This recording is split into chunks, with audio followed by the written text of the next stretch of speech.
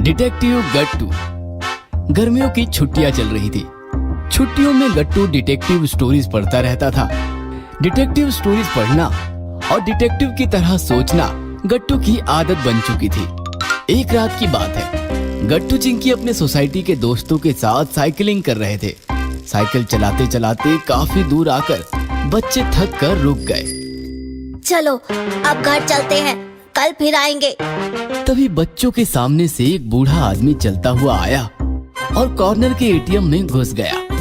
बूढ़े आदमी के पीछे एक बाइक भी एटीएम के पास गई और हेलमेट पहना हुआ आदमी बाइक से उतरकर एटीएम के बाहर खड़ा हो गया।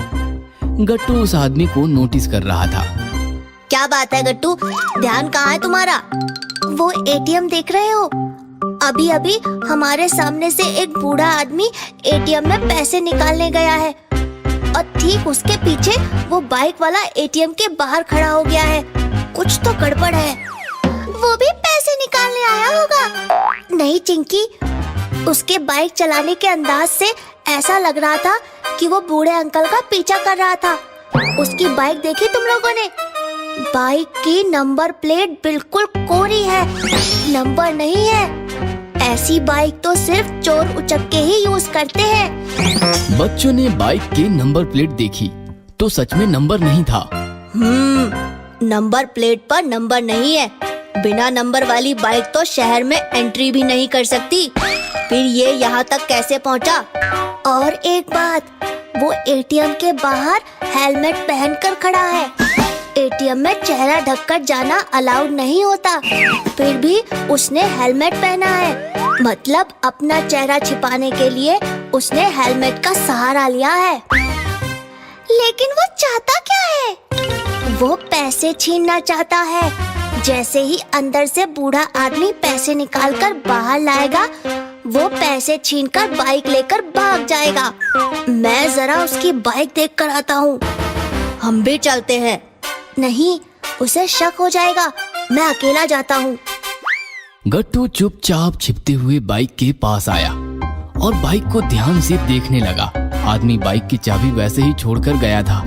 ओह, चाबी छोड़ी है क्योंकि पैसे छीनने के बाद चाबी का झंझट ही ना रहे। बाइक जल्दी से स्टार्ट हो जाए और भागा जा सके।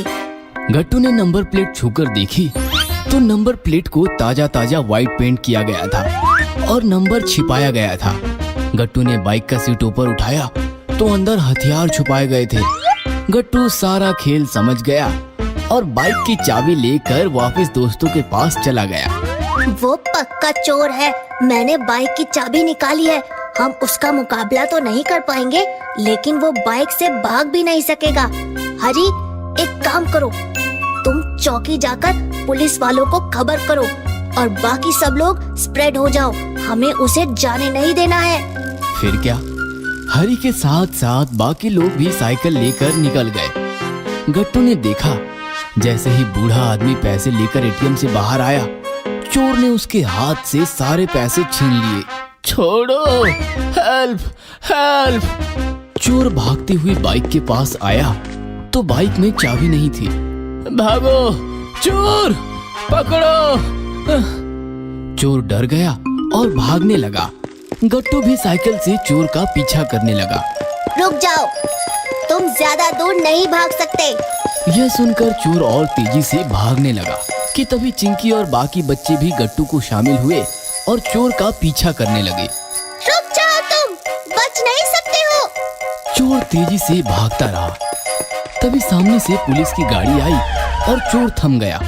उसे भागने को जगह ही नहीं बची थी। गाड़ी से हरी के साथ पुलिस बाहर आई और उन्होंने चोर को पकड़ लिया। क्यों रे? मिल्खा बनने का शौक है?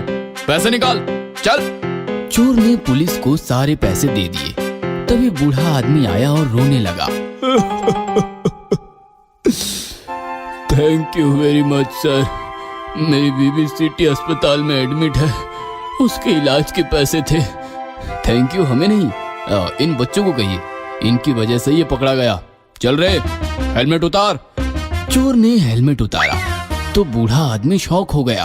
अरे साहब, मैं जानता हूँ इसे, ये तो सिटी हॉस्पिटल का सिक्योरिटी गार्ड है। इसी ने मुझे एटीएम का एड्रेस बताया था। सर, इसकी बाइक एटीएम के सामने खड़ी है। मुझे लगता है वो बाइक भी चोरी की है। आप देख लीजिए। थैंक्स बेटा। सिटी का हर सिटीजन तुम सबकी तरह सतर्क और बहादुर हो तो क्रिमिनल्स क्राइम करने से पहले 100 बार सोचेगा। इन बहादुर बच्चों के लिए तो तालियां तो बनती है। फिर क्या, इंस्पेक्टर, बूढ़ा आदमी और सारी पुलिस फोर्स गट्टू और दोस्तों के लिए तालियां बजाने लगी और ये देखकर सारे बच्चे खुश हो गए। गट्टू की समझदारी। शाम हो गई थी। गट्टू चिंकी दोस्तों के साथ सड़क पर साइकिलिंग करने निकले थे। रेड सिग्नल मिला और बच्चों ने अपनी अपनी साइकिल रोक ली। गट्टू ने नोटिस किया कि काफी सारे लोग सिग्नल तोड़कर तेजी से जा रहे थे।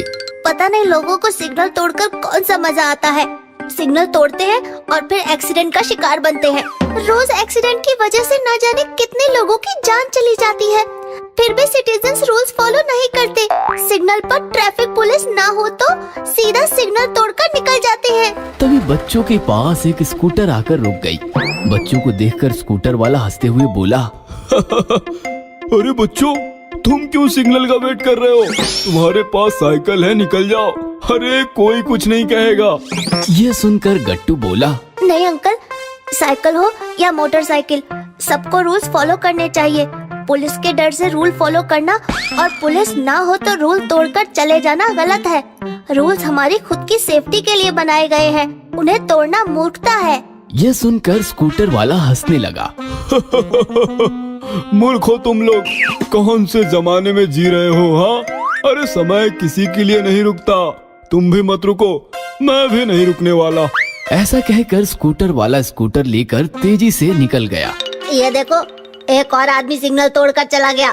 कोई कुछ भी कहे, हमें सिग्नल नहीं तोड़ना है। हम तो ग्रीन सिग्नल मिलने पर ही आगे जाएंगे।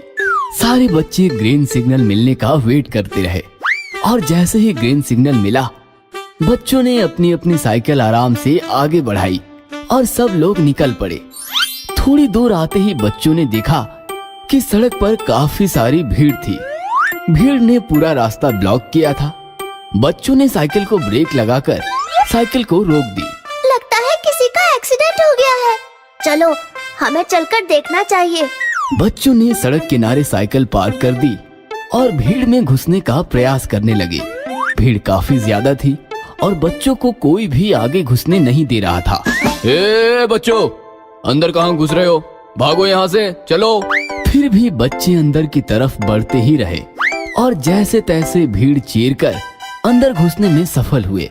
अंदर का नजारा देखते ही गट्टू, चिंकी और सारे बच्चे चौंक गए, क्योंकि अंदर वही आदमी स्कूटर के नीचे दबा और घायल पड़ा था जो सिग्नल तोड़कर भागा था। अरे, ये तो वही सिग्नल वाले अंकल हैं। ठीक कहा था ना इन्होंने, समय किसी के लिए नहीं रुकता, इनके लिए भी नहीं रुका। गट्टू ने देखा कि स्कूटर वाला काफी घायल और स्कूटर के नीचे दबकर तड़प रहा था। फिर भी कोई उसकी मदद करने आगे नहीं आया। सारे लोग मोबाइल लेकर उसे शूट कर रहे थे, फोटो खींच रहे थे। यह देखकर गट्टू दुखी हो गया। हमें इनकी मदद करनी चाहिए। क्या बात कर रहा है यार, हम निकल जाते हैं यहाँ से। हमें इस झमेले में नहीं पड़ना चाहिए। नहीं हरी, हम भी बाकी लोगों की तरह सोचेंगे तो उनमें और हम में क्या फर्क रह जाएगा। ये लोग तो बेशर्मों की तरह वीडियो निकाल रहे हैं, लेकिन हम तो पढ़े लिखे और समझदार बच्चे हैं। हम भी इनकी मदद नहीं करेंगे तो ये मर जाएंगे। हाँ यार, हमें मदद करनी चाहिए। चिंकी, तुम एम्बुलेंस को कॉल करो, हम स्कूटर हटाते हैं। गट्टू, हरी और बाकी दोस्तों के साथ मिलकर स्कूटर के पास आया और स्कूटर हटाने लगा। स्कूटर काफी वजनदार थी, वह तो उनसे हिल भी नहीं रही थी। फिर भी बच्चे जोर लगाते रहे और उन्होंने स्कूटर को खड़ा कर दिया। फिर गट्टू ने स्कूटर वाले अंकल को सहारा देकर उठाया।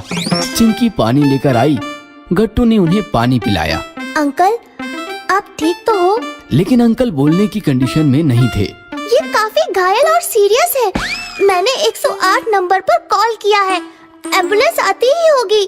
थोड़ी देर बाद एम्बुलेंस आ गई और अंकल को उठाकर अस्पताल ले गई। अब गट्टू, चिंकी और बाकी बच्चों के आसपास काफी भीड़ जमा हुई थी। लोग उनकी तारीफ कर रहे थे। बेटा, बहुत अच्छा काम किया है तुम लोगों ने। हाँ, मैं तुम्हारे साथ सेल्फी लेना चाहता हूँ। ये सुनकर गट्टू गुस्सा हो गया। शर्म नहीं आती आप लोगों को? आप सबको बस सेल्फीज और वीडियोस की पड़ी है। वो अंकल स्कूटर के नीचे दबे हुए थे और आप सब मोबाइल से वीडियो शूट कर रहे थे। एक्सीडेंट कोई खेल या तमाशा नहीं, गंभीर दुर्घटना है। हम बच्चे स्कूटर उठा रहे थे और आप सब तमाशा देख रहे थे। क्या पता ये हादसा कल आपके साथ हो जाए।